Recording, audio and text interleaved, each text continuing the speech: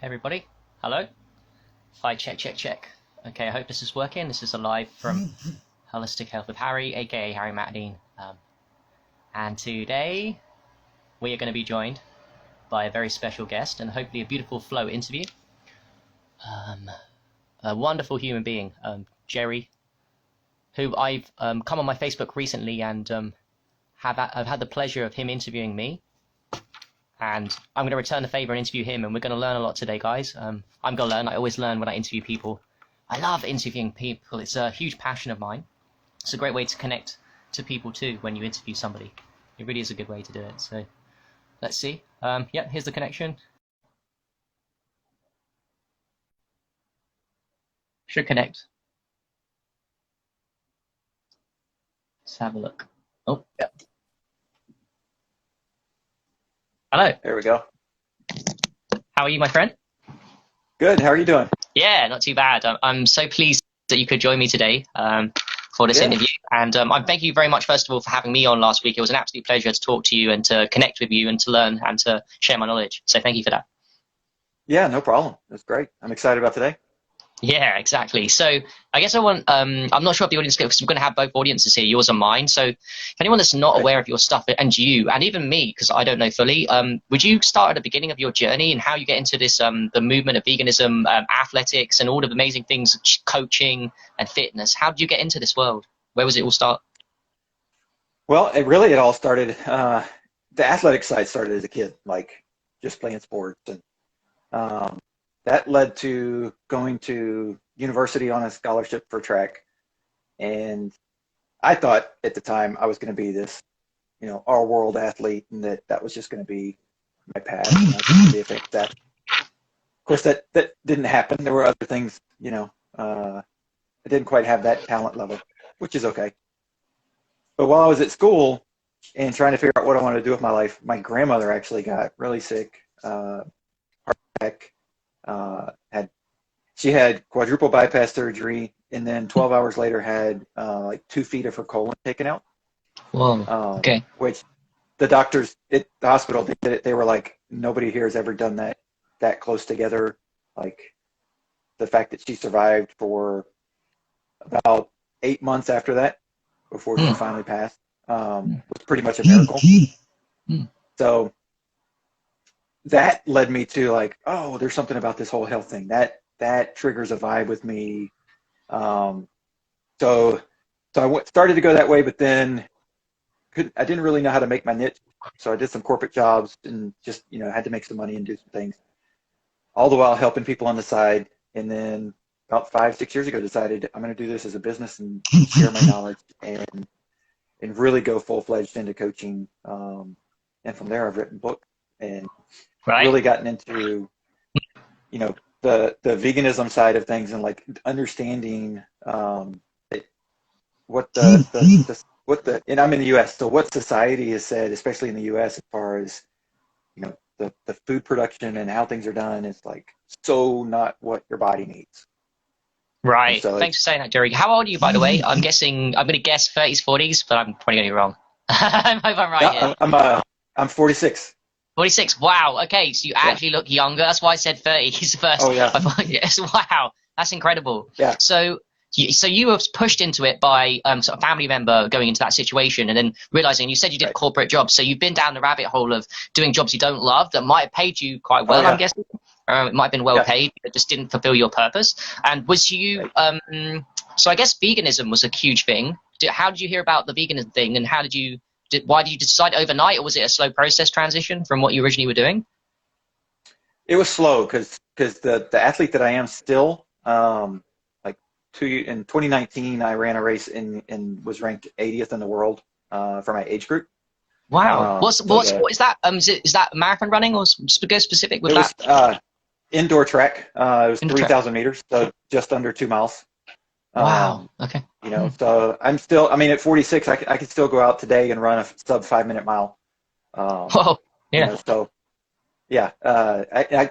Side note, I coach high school kids for track. Like that's one of the things I do just as a hobby because I love it.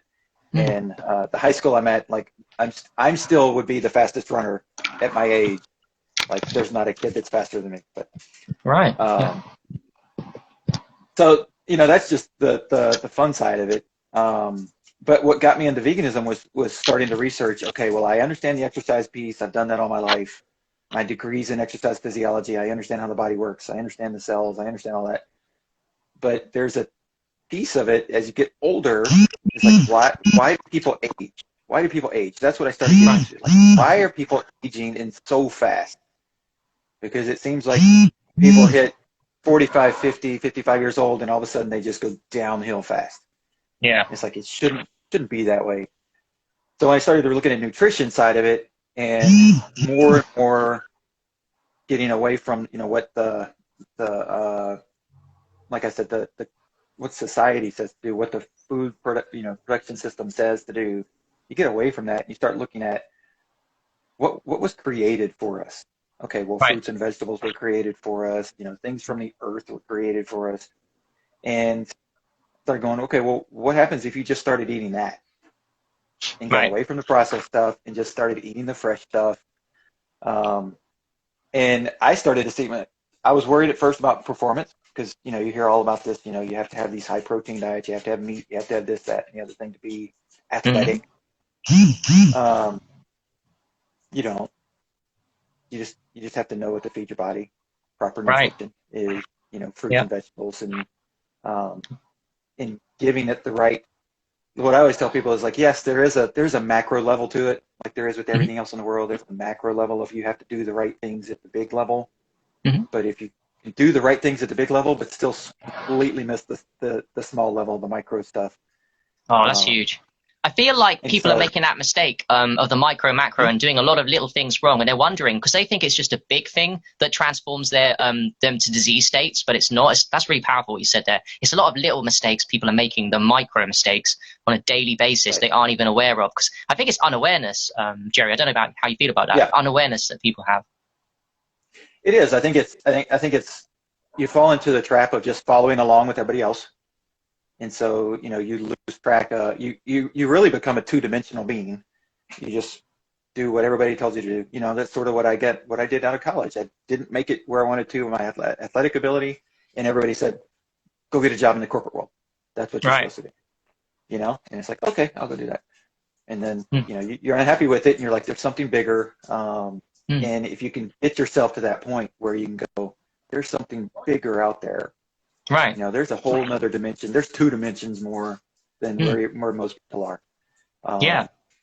But I don't think you can get there if you're stuck and tied into the quote unquote tried and true of what everybody says you're supposed to do.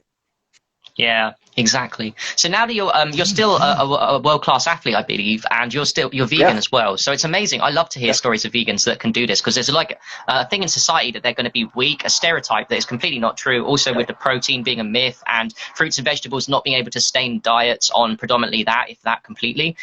Why do you think that is possible to do that? And how did you go about proving people wrong with that? Did you transform your diet to that? Do you do that currently? What's your situation with your diet like?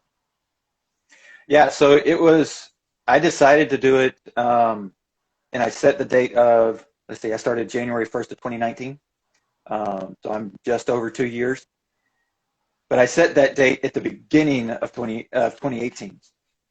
And I was like, okay, I'm going to take a whole year to do this right, to detox my body right, to get rid of the cravings, get rid of this, get rid of that, and slowly transition. Because if I try to do it cold turkey, everything, there's just too much against you. And so you've got to take those little steps again. It may be the big idea is the great thing to do, but you got to take those little steps along the way. So I was a vegetarian for about 9 months before becoming full-on vegan. Right. And now it's, it's amazing how much stuff in the food system has animal products in it. I mean, it Right. really is. Yeah. It's scary. And when you start looking at it and going, whoa, wait a minute, they're using that part of the animal for this. And, it's really scary.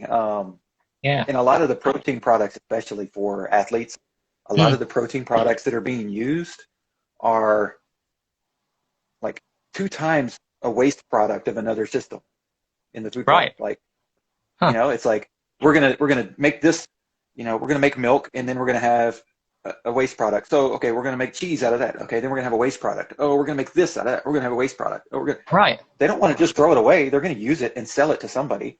Wow. Yeah, I never knew. So, Yeah, so what you're saying is there's a lot of waste products from the animal products anyway, which are animal products, obviously, and then the waste products are being used by this system because they don't want to waste their money. I'm guessing they want to profit over their waste products, and you eat that? Right. We're eating their waste products, you saying, for their food? Yeah. Wow. Yeah. I didn't know that. Like, the stuff that would normally be thrown away because like, oh, I mean, but it'd be like if you take an onion and most people will take the outer layer of the onion off and throw it away or compost it or do something with it, but because it's too hard, too rough for most people to taste, right? Yeah. Well, but what if you took that outer layer and then, crushed it up into something you couldn't tell what it was and put it in another piece of food and said, okay, now this is healthy for you. Now, granted, in the onion's case, it would be healthy for you because it's still the natural raw material. But if that was a cow or a pig or a chicken, right? Like most people would say, well, you eat the meat off of that. Well, okay, now what are you going to do with the bones? Well, they're not throwing them away. They're using them for stuff. Yeah. That's a powerful point. I'm thinking that too, fluoride. Isn't fluoride one of those in the water that was a waste product of some kind of thing that they used for something? I can't remember what. And then all of a sudden they decided that it was good for you, even though it was a waste product. They didn't want to waste money with. Now they're poisoning us with that, and it's in everyone's water. I mean, it's ridiculous. Right. Yep. Yeah. It's so crazy when you go plug deep with the nutrition and the waste products and the myths and the lies that are out there in society about what you need to sustain. Because you look very young to me. I always listen to people that look young. That's one of my things. And I get curious about everyone, really. But I know, especially when someone looks young for their age, I'm always like, okay, so I should listen to them because they're doing something right. So do you want to walk us through like what has transformed your life? So veganism is definitely one of them. Is there other things you do, like do intermittent fasting, sunlight? What other things are you doing exercise-wise that really help you amplify your vessel? Well, I do exercise a lot. To be able to keep in that top shape. So I'll run between 35 to 55 miles a week. Wow. But at the pace that I'm doing it, it's like most of the times it's an hour run a day. So we're anywhere from 30 minutes to an hour of exercise. And so I don't necessarily tell people like, oh, you have to go do the 35 or 50 miles that I'm doing because that may take you twice as long to complete. It's the more important factor is the amount of time you're spending doing it and getting your body moving, getting, the blood flowing at that rate. That's the more important piece than it is as far as like how far you're accomplishing during that time. Yeah. It's more that you're just moving a little bit. But I definitely think that's there's so much with exercise and what it does to clean out your body and get toxins, get rid of things that are in your system that you happen to consume, even when you're trying to do the healthiest of healthy things. There's still stuff you're going to come in contact with. It's just, that's part of the world. Yeah. No matter what you do. I grow my own garden and I don't use any pesticides, don't use anything, but I know I'm still going to have something I'm going to come in contact with. Right. So I do that. I do spend time in meditation. I, usually between 5 and 15 minutes a day. A lot of times that's outside. So I try to compound as many things as I can at once because I think that makes a big difference as opposed to I'm just going to go sit and meditate. Right. That's great and that's good for you. But if you can sit and meditate and get the benefits of the sunlight, or if you can sit and meditate and be in a cold therapy, cold bath, things where you're multiplying the benefit, you're not just getting, like if you did those things separately, you'd get, say, 1 + 1 = 2. Right. You do them together, you're getting like 5 or 6 is the answer, and not just 2. Yeah. They're joining in together and taking you to a whole other level. I feel like, Jerry, that's good to stack and to compound because we have such limited time, even me and you. Even if you've got your whole day ahead of you, why are we wasting time? People should be compounding these little things. Like you said, going outside and walking instead of walking inside or inside a hall, maybe walk outside with the sunlight and walk your dog outside. That's stacking too, walking your dog. All these little things. Yep. And being barefoot, so you can like when I run, especially if it's warm enough outside where I feel like, okay, I'm not going to get too cold right when I come back, I'm sweaty and everything, then I go outside, take my shoes off, standing in the grass, stretching in the sunlight, meditating, like all these different things because, grounding is huge. Yeah. Yep. And the toxin release through your feet is really something that I think modern medicine just is. I don't know if they're purposefully hiding it or they don't know the true aspects of it, but the toxin release ability of your feet is unbelievable. Is that where? So You know, where did so you learn this from? I'm curious now. So where you learn this? This is great information for me. Like, so how come the well, feet is the toxin, such a heavy toxin? I'm thinking in my mind maybe it's because of the distance. I'm thinking it might be a lot of toxins in the hands of feet because they're the longest distance away from right. the heart. Is that true? Or tell me the reasons why you said what you said. Well, it's been a little bit of research and a little bit of just intuitiveness of Mm, like, I'm going to try this and see if it works, and it does. And so it's like, huh, that's um, and it's interesting that I side note that once you get to that other level, that other dimension, is like you can just think things up, and then I've done this before where I've thought things up and like this has to work, this has to be the way the body works, and then within a year or two, research papers start coming out saying the same exact thing, and I'm just like, yeah, I already knew that, you know. yeah. But as far as the feet, like, so Mm, you can through acupuncture or massage or like you can affect every part of your body through your feet, like every nerve system. You can, there's different zones in your feet for all of that. right. So I Yep. took that information and I was like, okay, and then it's good for your feet to be grounded. You go to the beach, you have an amazing sensation when you put your feet in the sand, and that's grounding. That's being exposed to the sensory part of the sand and the waves, all of that. And so I was like, okay, if all of that's happening, why is that sensation happening? What is Mm, it about that sensation? And part of it is that it's drawing toxins out, and so right. it's Yeah. allowing your body to relax and Mm, allowing your body to go, oh, finally getting rid of that stuff. So it's not just at the conscious level, it's also subconsciously your body is physically changing when you're yeah. doing that. And then I came across an old wives' tale Mm, that I tell people, and it 100% worked. I've coached yeah. athletes that have gotten sick right before a game or right before a race or something. I'm like, they start getting a runny nose and a cold and sinus stuff. I'm like, all right, go get a potato, just a Okay. regular old potato, Okay. slice it in Yeah. half so it's about a quarter of an inch thick, but put a Intrigued. slice so that it's flat so it can go up against the surface of your foot. Yep. Put it up against both feet, so a slice Yeah. against both feet. Put a Yeah. sock on so it'll hold it in place. Yeah. Go to sleep. Sleep 8 hours. You'll wake up. You're gonna be dried out. Right. Cold will What's be going on gone. there?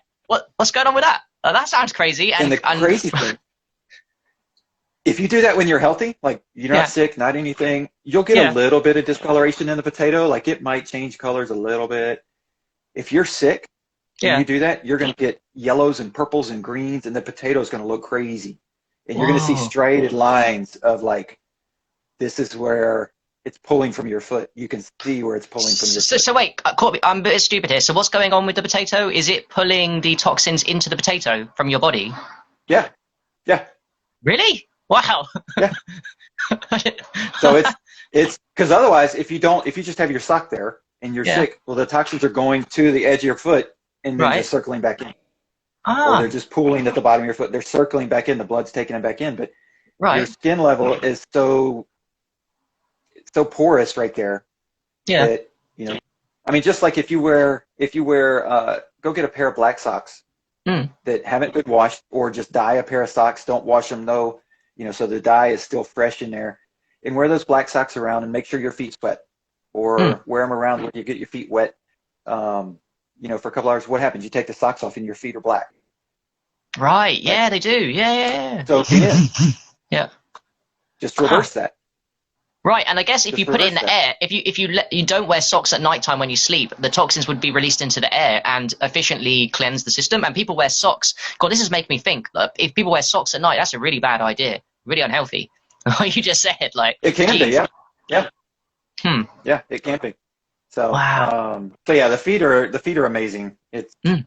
you know, um, I Well, I mean, learned something new, where Jerry. I else can never thought about you this. have this huge body, and like, I knew about the grounding and the medicine going into the body from the feet and the grounding, but I didn't know. I never thought about it going out. So that's crazy. yeah, yeah, it's a two-way street, so it's pretty Hmm. cool. Hell yeah. Okay, so let's talk a little bit about mindset and healthy mindset, and what are people doing wrong? Because we know that a lot of people that you work with and I work with, they're trying their best, and we don't judge people, but Right. sometimes people walk Right. into these things and detoxification and stuff with the wrong mindset. What's going on there, and how do you coach them into changing that to the correct mindset that they need? Well, a big piece of mindset is, first off, you have to realize that you're going to make a change. It's going to take a long time. Set that to the, like, it's not going to be instantaneous. It's going to take a journey. It's, especially if the older you are, the longer you've been doing something one way. If you're going to try and change that, it's going to take a while. Hmm. Especially if you're going to try and change your mindset away from something you've been told your whole life. So that's the first key, is like, now, if you tell yourself it's going to take me a year, it may take you 6 months. Hey, that's a bonus. Tell yourself it takes 6 months and it actually takes you a year, you're never going to get to the year, because you're going to give up at 6 months. Hmm. You're going to go, I thought it would take 6 months. I couldn't do it. Oh, well, I'm just going to give up. You know, Hmm. so mindset is, and you have to clear your mind to be able to get to a positive mindset. Right. And, doing that through whatever means necessary. So for some people, that's journaling your thoughts as they come up. So you're putting them somewhere as opposed to letting them rattle around. And a lot of people tell me that when they try to start meditating, I always recommend people do like 30 seconds at a time, 45 seconds at a time to start. Like, start really easy, really slow. Don't go off into this, you're a monk, I gotta meditate for an hour type of thing. Like, Hmm. you're not going to be successful. Hmm. So, but make sure you have a pad of paper there. So if 10 seconds in, you're like, I can't do this because I'm thinking of my grocery list, or I can't do this because I'm thinking of that conversation I had with coworker, jot that down and then come back and recenter yourself. And Right. eventually you'll get to the point where you can do 3 to 5 minutes with really no problem at all. Hmm. Um, and when you're doing that, and that can be, like I said, you can meditate and sit outside, you can meditate, as long as you don't have distraction going on for your mind and your brain. Hmm. It doesn't matter where you are, but that's a big piece of it, because you cannot change your mindset if you can't stop your mind. Hmm. Like, you can't, Right. I mean, well, I guess you probably could, but it's going to be a Hmm. really hard struggle. And like, the easier thing to do is learn how to stop your mind first and then go, where does my mind need to go? Hmm. Yeah, it's almost like Where you do want I to be in need? the driving. You want to be driving the car, not just going aimlessly like a Right, passenger. You're the driving, so you should know the directions you're going to. And like, right. Yeah, exactly right. And right now, most people are on autopilot. They're not driving. They're not the passenger. They don't know where they're going. They're just, and so to be able to stop and say, give myself a minute. Let me think about this. hmm. What I want to think about is nothing.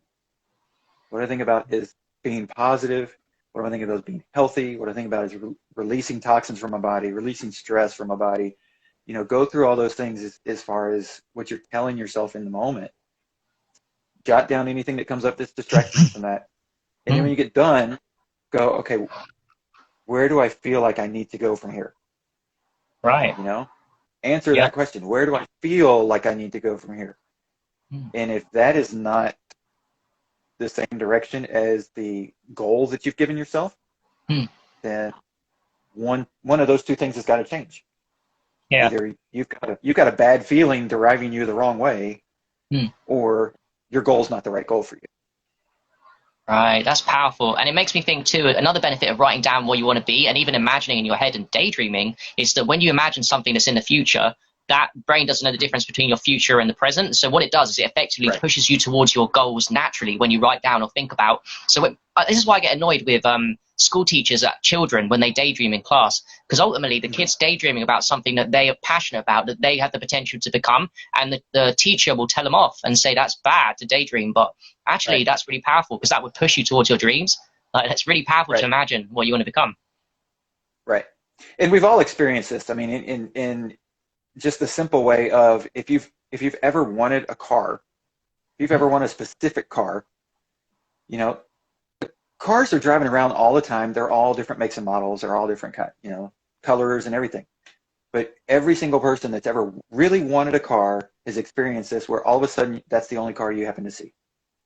You know, Yeah, yeah, you never yeah, notice you never notice the yellow beetle driving yeah. around until you go, you know, what would it be like to have a yellow beetle? I wonder if it, and then all of a sudden you see like 8 of them Mm, in the next 2 days, and you're like, what's up with that? Like, I must be mm, being told that I want a yellow beetle. Maybe mm. that's, that you brought it top of mind. So Right. your mind is saying, well, we're going to show all these to you, and if you get that out of your mind, guess what? Those beetles are still there. Those Yeah, yellow cars are still there. They yeah, didn't just disappear. yeah. And so it is. It's what you focus on. And so being able to understand what you're focusing on, though, is I think the key piece that a lot of people Mm, don't truly mm. get to know what they're focusing on because they're so clouded and crowded up there in their head.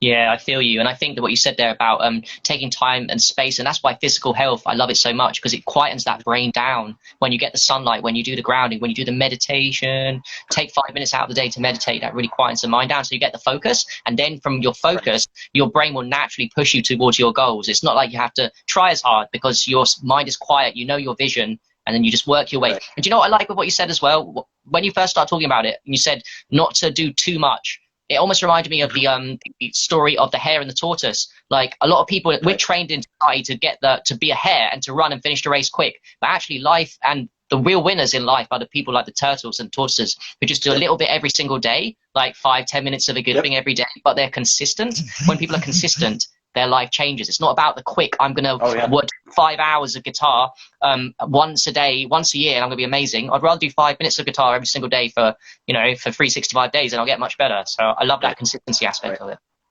Yep.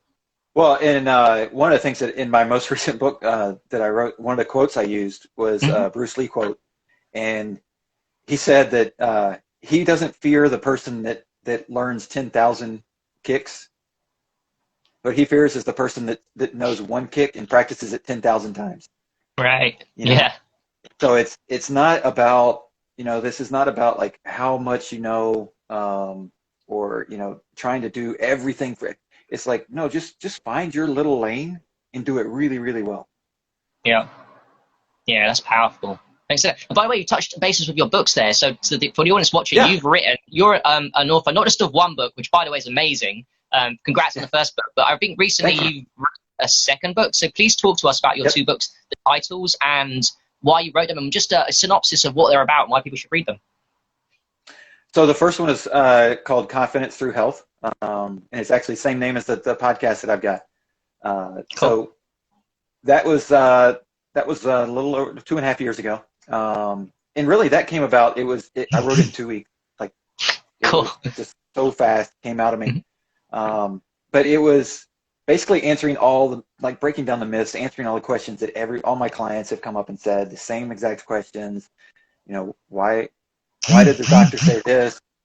Why does the food production say this? Why does this? How does your body work? I don't understand the calories intake, calories outtake, all of those things.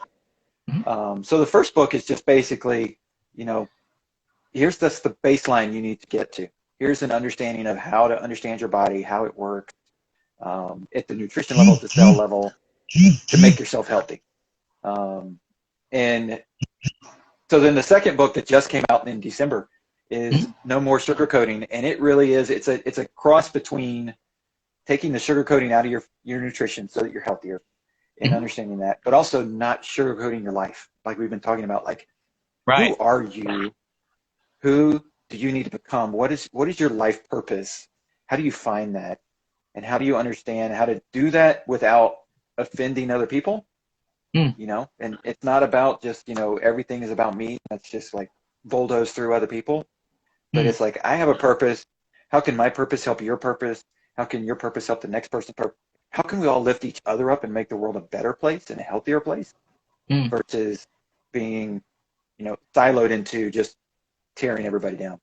Yeah, right. Because I feel like, by the way, those books are amazing. I think I'm going to buy them at some point, definitely. But Thank you. I feel like there's a competitive aspect in society now, and like even within the financials, I've noticed within the health community, there's a lot of like, but this is my client, and there's like lack of abundance even with money and distrust even within the communities. I notice, and I love that idea that Yeah. you're promoting there in that book, and I love the double meaning behind it. So literally, Yeah. for saying no more sugar, because obviously the artificial sugars they give us are really bad. But then no Right. more lying to yourself, no more sugarcoating, and no more thinking that there's such competition out there. You should focus on yourself because I feel like that's all we can Yep. do, Jeff. We can only focus on ourselves. That's the only thing that we can Right. change, right?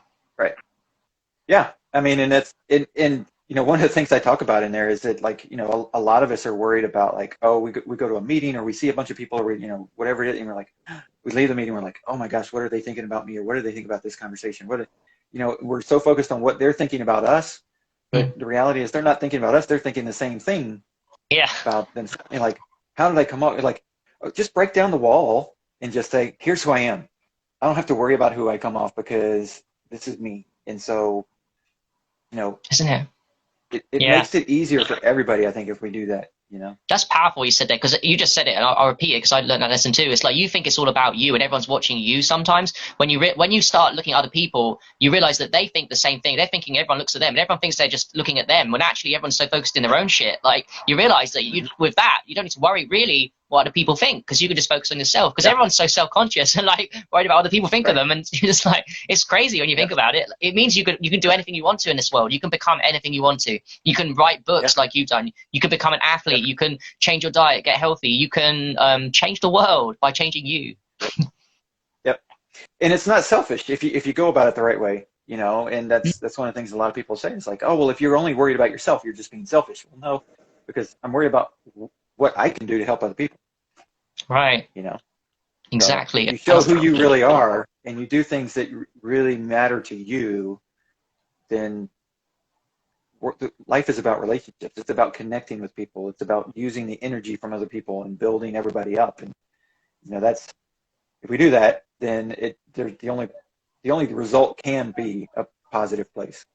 I love that, Jerry. And I can tell you've got a really healthy mindset, good values and belief systems, and people should tap into that because that probably has come from. Have you been through? I know we've been over a little bit of the story. Did you have a rough upbringing? Is that what got you to this level? Or was you just always had that kind of positive brain, or you just installed that in from books? Was it self-improvement books? Was it health books? How did you install all this programming into your brain? Because we know that Matrix doesn't give it to us most of the time. Right, right.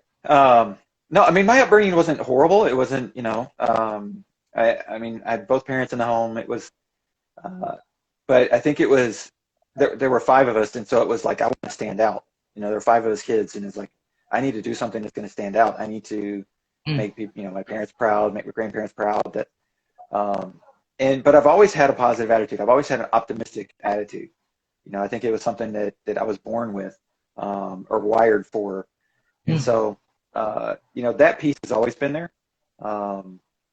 But, I mean, I started reading a couple years ago. I didn't really read until a couple years ago. I read, I think, 5 books in the 20 years, outside of college. And so I was like not reading at all. And now I am. And, it's, it's amazing to see one, like, if you're not a reader, like go read and get, because that's the easiest way to get somebody else's knowledge. Like it is out Yeah. there. Go get their knowledge. It's there for you. Whether you get it from the library for free or you buy it, their book. I mean, they're not that expensive to be able to get somebody else's knowledge. Mm. And so that's one reason. But the other thing is that you'll start to understand yourself a little bit Mm. when you start to read self-improvement books and self-help books and self-development books. Yeah. The self part of it is that you have to do it yourself. You have to dive into yourself. And like with no more sugarcoating, I've got 14 different commitments that you can Mm. make as you go through the book to Right. put yourself on a new path, on a healthier path, and so if you take those commitments and make those, some of them are daily, some of them are weekly, they're different, but Mm. and they're not huge. Like we were saying, it's doing those little bitty things. You start Mm. doing those little bitty things every day. At the end of the year, you're gonna be a completely different person. Yeah. That reminds me of a book, The Slight Edge. I don't know if you read it. That's a really good one. And it literally says the same thing as you. Like, there's little things you do daily add to consistency and give you the edge of other people. So say that is 5 minutes of reading every single day, which, by the way, is not a lot to ask. And I need to look at myself here, because I've gone off the habit of reading, and I know that.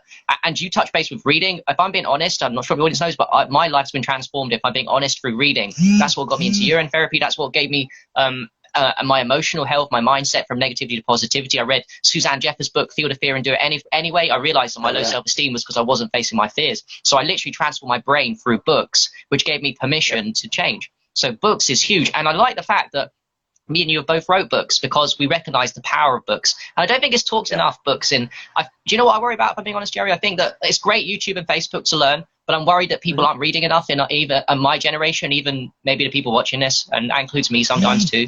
So I really do support people that read books. It's life-changing. And I feel like it's a download of someone's best self. When you wrote your book, even though it was 2 weeks, that was your best version of yourself present in that book. When I write my books, and my books don't take long either, my best version, you're downloading my brain. There's no waste words. It's just pure consciousness, pure love. So it's so powerful to pay £10, $15 for a book, and you can reread it. Another thing with books too is, I'm sure you've had this, Jerry, when you read a book and you come back to it a few years later, it's like a whole different thing. You take different nuggets out of it because you've transformed, and I love that. It's really special. No, and that's, I mean, one of the things that I use technology in the standpoint of, because a lot of the books I do, I get from the library, and so if, I can't write in them, I can't take notes in them, so I'll either have a pad and I'll journal, or I just use my phone and just snap that page, take a picture of that page and highlight what I want on that page, and then it's in my phone, it's there forever, or until I erase it, and so I can always go back and always take a picture of the cover, so I know, when they're all joined together, the pictures, like which book that came out of. So that, I can go back in, 6 months or a year and go back through those pictures and go, oh my gosh, I forgot to do that one. Or, oh my gosh, I've been doing this, and wow, look at what it's changed, Right. Yeah. Exactly. So transition a little bit. Can I ask you a question about the gut-brain connection? How is that connected to health? People talk about the guts all the time. So why is there a connection between the bottom half and the top half of the body? Well, your gut is actually where most of your body works. Like, that's where most everything happens. And one of the like a simple way I like to describe it is that since most of your hormones are created there, most of your neurotransmitters are created there, your immune system is there, like everything is down in your gut. But if you think about really your gut, like your entire digestive system, from your mouth all the way out to your anus, it's basically just one tube. It's a tube that's got, different little valves in it, but it's basically a tube. So your body is a tube, and the gut is the opening in the middle. And the problem with most people is that they don't understand that most of it happens in their gut. So it's not happening in your brain. Like, your brain's not a part of it. It's above that whole tube. But then you get your gut gets clogged up. That tube gets clogged up. And you've got fermented stuff going on in there that's getting old and wasteful and impacted and all of that stuff. And when you do that, if you do that if you call a plumber, and I mean, my neighbor just actually had this happen with his drain from his house. He had to come and get the whole entire drain replaced because, I mean, the drain was, a good 5-6 inches in diameter, and it was completely clogged. Right. And like, if you're doing that in your gut, and your gut is controlling all the neurotransmitters, everything that you think about happens from your gut first. Through the vagus nerve to your brain. It's instantaneously from the vagus nerve to your brain, as far as what you're eating, how you're sensing. And so if you're clogging that up, which most people are that have any kind of weight issue or obesity issue or health issue,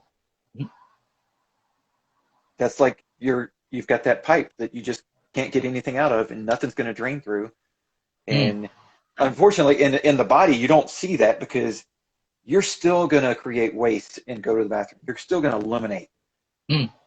But when you're jam-packed in there and stuff staying in there days more than it should, and fermenting and causing, then that is what's causing a lot of the brain fog for people, and a lot of the loop cycles in their brain. and a lot of the negativity really is that Yeah. a lot of people eat, they'll eat sweets because they get an immediate dopamine kick. The sweets go from your taste bud to the brain, dopamine, boom. It sets off everything. You get this super high, but those sweets then get to your gut, start creating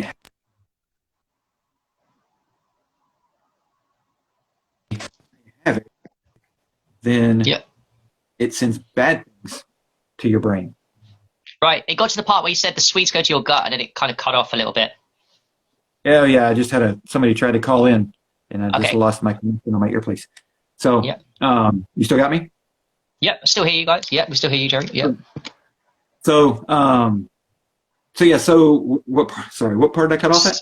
So you said that people eat the sweets to get the dopamine high, then it goes down to the Right. gut, and then it broke off.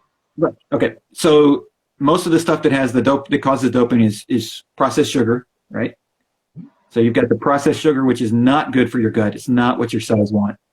So it goes down into your cells and into your gut, and it starts getting through the bloodstream and into your cells, and then it's not creating the right neurotransmitters. It's not creating the right hormones. And so what happens is that you might get that immediate kick here because it's a short transit. Once it gets down to the gut and has to make that longer transit up, it's sending the wrong things up, which is why you have that immediate high, Right. and then you go into that depression of, oh, that made me sluggish, Yeah. and that made me feel horrible, and that made me go through all those things. And it's a cycle that, okay, well, if I got the immediate high from the candy bar, Mm. I mean, you get another one. And so you get another one, so you get another immediate high, and then you get another cycle of the bad stuff. Yeah. Yeah. And so it derails the whole process of how it should work. Isn't that crazy how you put it? I mean, I know this stuff, but it's nice to be reminded. I never really thought of it as in a process that we're all so addicted, including myself sometimes, because I don't eat perfect, sometimes even now. So sometimes I slip up, and what happens is can you hear me? Sorry, my phone's going nuts. Yeah, I got you. Yeah. It just reminded me of the fact when we eat the sweets, when we drink the alcohol, and we get these dopamine highs and even legal drugs and all this stuff. So you're chasing like a short-term brain high, like a nice vibration there. But of course, it's a consequence to a longer period of lowness as it goes down to the gut. So like there's the high, Right. which is temporary and doesn't last, Yep. and it's not real. It's not real. And then you get the longer lasting, which sucks. The low consciousness vibe of like being planted in the ground and feeling heavy because you're literally heavied yourself up. It's mad that we do that in society. It really is. Yep. And the longer the longer that you're unhealthy, the longer that your gut is not functioning right at the microbiome level, like it's not got the right bacteria in there, and so it's fermenting all kinds of crazy stuff that you don't want in your body. Again, waste products. Right. That the longer that's going on, the more time it takes for stuff to get through your system. And so the longer it takes for it to get through, the more of the bad hormones and the more of the bad neurotransmitters it's going to create. And so it really is a loop that you get yourself into. And it's why it takes a long time to detox. It takes a long time to detox because of it.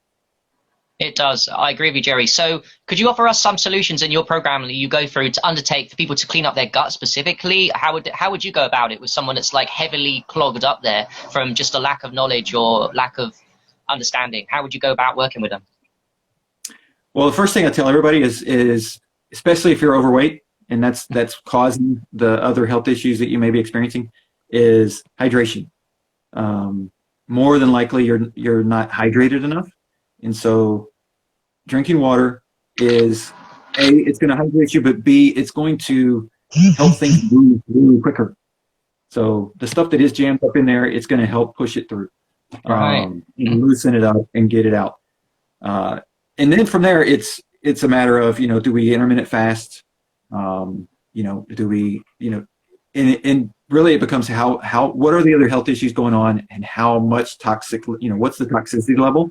How much can the person handle as to when you throw that intermittent fast in. But I think that's a big key, whether it's day 1 or day 5, at some point you've got to do that to really let your gut say, okay, I'm getting my break. Now you're on a long trip, do you drive straight through 24 hours and 24 hours or no, you got to stop at some point, let the car rest, let you rest, let everything. Yeah. Like, you got to do that for your gut too.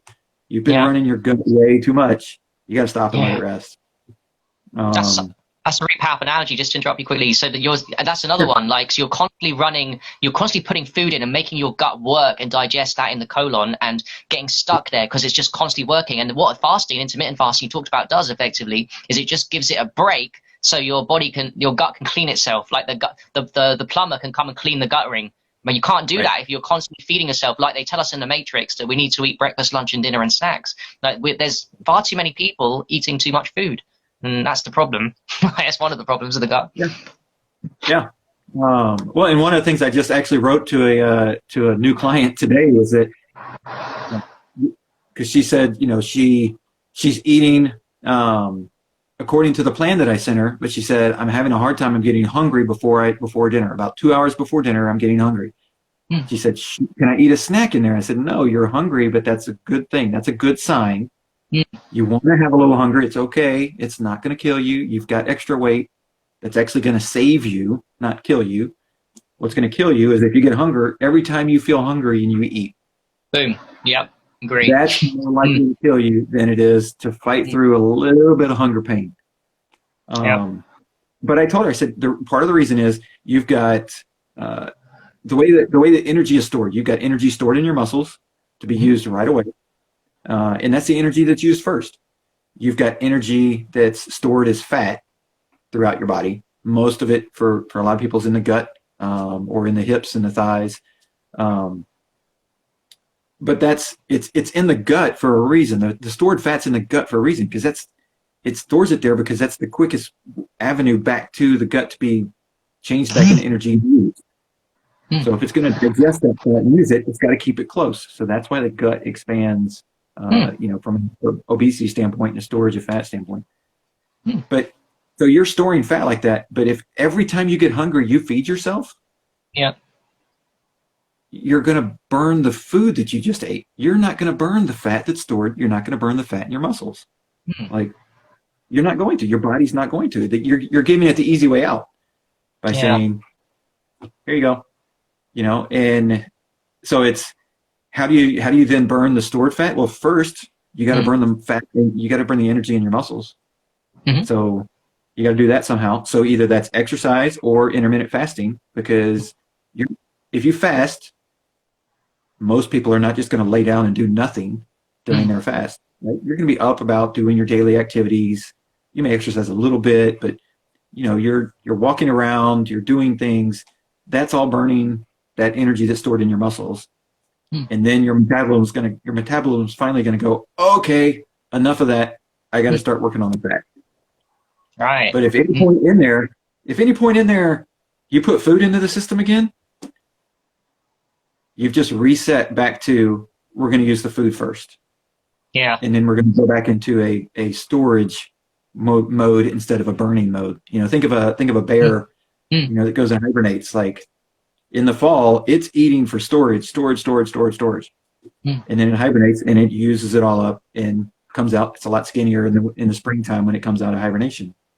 Yeah. The problem is that there's a lot of people out there, as you know, many of your clients are people that I work with and people that we know in the Matrix that just are eating and storing like a bear for winter, but it's like summer. And then they do that in winter. So they just constantly got like a load of fat on them. Obvious fat too. Like in the UK, it's pretty bad, actually. I think that like 33% of the UK is like obese, clinically obese. It's ridiculous. And here, America's really bad too.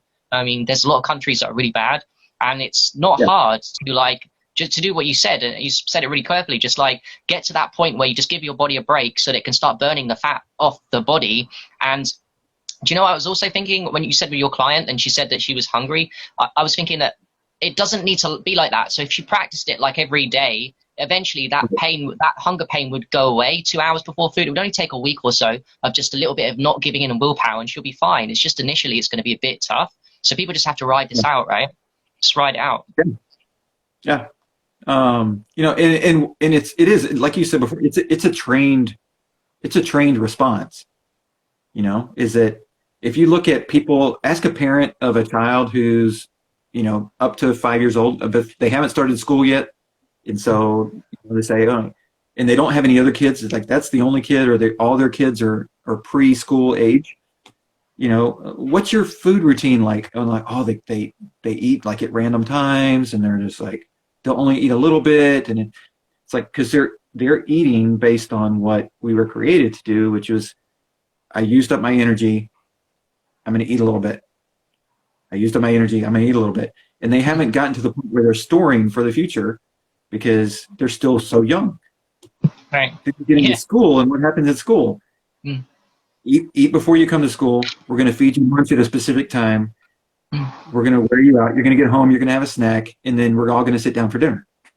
And so it's a trained way of living that we've gotten into. And if you can break that cycle, which is hard to do in the school system, but if you can break that cycle, you'll find you're not needing to eat near as much as what the government says you need to eat.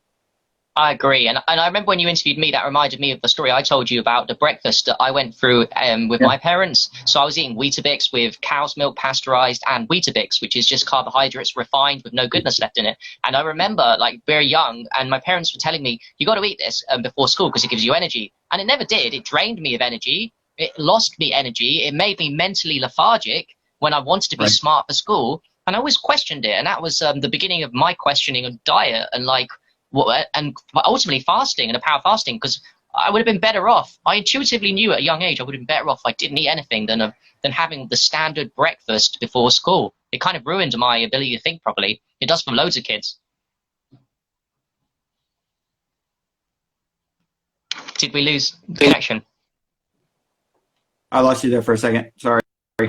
Okay, I don't know where I got to. I think the audience. I was just saying about the Weetabix story and like how it would be a lot better off, I think, the generations now if parents either change their diet for the breakfast for kids, or just maybe skip the breakfast and delayed it so they could have the lunch at school. Because I think like eating too much is killing our children. It's making them think improperly for education, all these kind of things. Yep. No, and it's funny. A lot of my clients, they'll laugh because as we go through the nutrition plan and I'm teaching them the right way to eat and giving their body the right things and trying to change everything, then we'll get to a point where I'm like, okay, your breakfast is going to consist of bell peppers and they're like, what? I'm like, I'm just eating a raw bell pepper. I'm like, yeah, just pick two different colors. And, and they're like, what? Are you kidding me? I'm like, no, that's what your body needs in the morning. It needs that. That's going to give it the energy it needs. And like you said, it's not the processed cereals and that kind of stuff. Exactly. Okay, before we go, I would like to give you an opportunity to talk about your books and where you find you. But before that as well, is there anything I didn't cover with that generally that you'd like, or a last message you'd like to leave people with that I didn't ask you for? I mean, I think, like you said earlier, it's the tortoise and the hare, and just reminding, that like doing the little things every day, and just adding one little thing, whether it's adding a new thing every day or adding a new thing every week, but just not giving up through that process and knowing that it's going to be rough for a short amount of time. And then once you get to the other side, you're going to be like, oh my gosh, this is so easy. And it's going to make it it's going to snowball so big. And it's going to open your mind to a lot of things. And I think it's going to open your mind to where you can get to. Yeah, so I love that last message, Jerry. So as well, could you tell people where they can find your books, where your channels are, your YouTube, your podcast as well? Yeah, so the books are on Amazon. So you can just search Jerry Snider, or they're both, like I said, they're Confidence Through Health is one of them, and No More Sugarcoating is the other one. They're both available in paperback or in Kindle version. So then get that on Amazon, and then my podcast is Confidence Through Health, and that's on Apple Podcasts, Google Podcasts, all the different, Spotify, all of those. So they can search that there. And on Instagram, if they want to follow me, it's All In Health and Wellness. You can follow that on Facebook as well. So. Awesome. I want to thank you very much for being here, Jerry. I've honestly learned, I'm humbled because I've learned so much from you. I need to rewatch, I need to rewatch some of the things you said, because it went through, like, I understood a little bit, but you just said it and I was like, whoa, I need to rewatch. So thank you very much for being you. Thank you very much for inviting me last week to the interview. It's a pleasure knowing you, and let's connect to do this again, maybe next year, and do this regularly. I'd love to do it. Absolutely. Thanks, Harry. That's all right. Thank you everyone for watching. Says to help Harry with Jerry. Thank you.